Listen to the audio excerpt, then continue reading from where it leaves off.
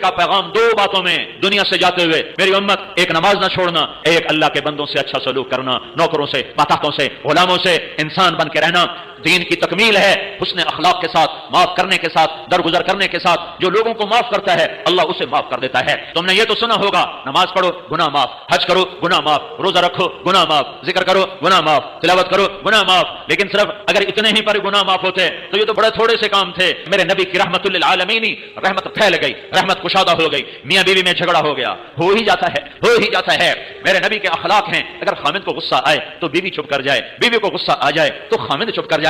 मर्द होने की गैरत न दिखाए कि मैं मर्द हूं, ये देखे कि इस औरत ने इसकी खातिर बच्चे जने, पेट फाड़ दिया, मां छोड़ दी, बाप छोड़ दिया, भाई छोड़ दिए, बहनें छोड़ दी, एक बोल पे इसके घर आ गई और सारी जिंदगी पराए घर गुजार दी, और आगे ससुराल वालों की मर्जी उसे सूली पे लटकाएं या मोहब्बत से चलाएं। आमतौर पर हमारा मुआशरा, ससुराली मुआशरा बड़ा जालिम मुआशरा है, आने वाली बच्चियों को तार तार करके रख देते हैं। दूसरी तरफ से भी जुल्म सितम है, लेकिन बहुत कम है, बहुत कम है कि कोई बीवी के इश्क में आकर अपने मां बाप को धक्का दे दे। लेकिन ये वाकयात बहुत थोड़े हैं। ज्यादा वाकयात ये हैं कि ससुराल वाले लाते तो बड़े लाड से हैं, पर फिर उसकी जिंदगी को जहन्नम की भट्टी बना देते हैं, जो कि नबूवत वाले अखलाक सीखे हुए नहीं है।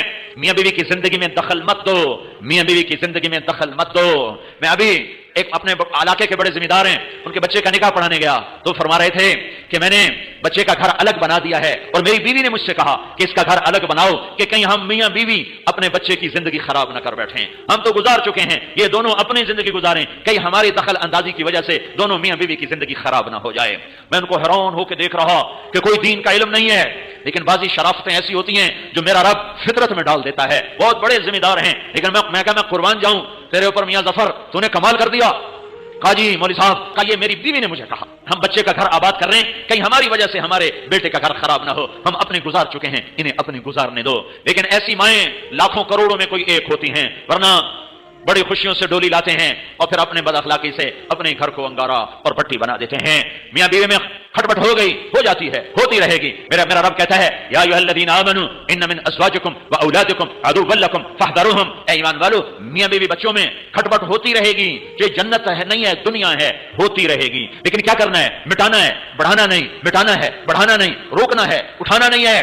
कुछ लोग ऐसे बदफितरत होते हैं कि वो लड़की वालों को अलग उभारते हैं, कुछ लड़के वालों को अलग उभारते हैं और जिंदगियों को बर्बाद करके फिर कहते हैं वेख्या किमें लड़ाया, किमें लड़ाया, मजे लेते हैं। और मेरा नबी कहता है इस किस्म के लोग अल्लाह की नजर में इतने नापाक हैं जैसे पाखाना नापाक होता है।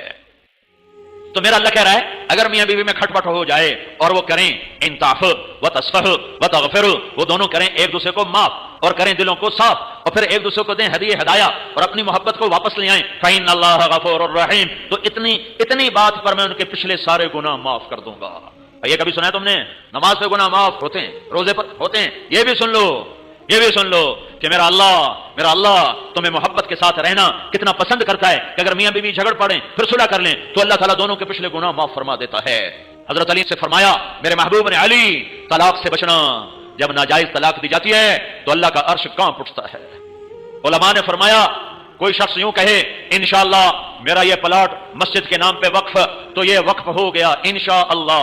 अगर अल्लाह चाहे तो, अल्लाह तो चाहता है तुम अल्लाह के नाम पे दो, ठीक हो गया, गल समझ आई। अब एक आदमी कहता है इंशाअल्लाह मेरी बीवी को 3 तलाक, अगर अल्लाह चाहे तो मेरी बीवी को 3 तलाक, तो उलमा फरमाते हैं ये तलाक नहीं होगी क्योंकि अल्लाह नहीं चाहता तुम बीवियों को तलाक दो।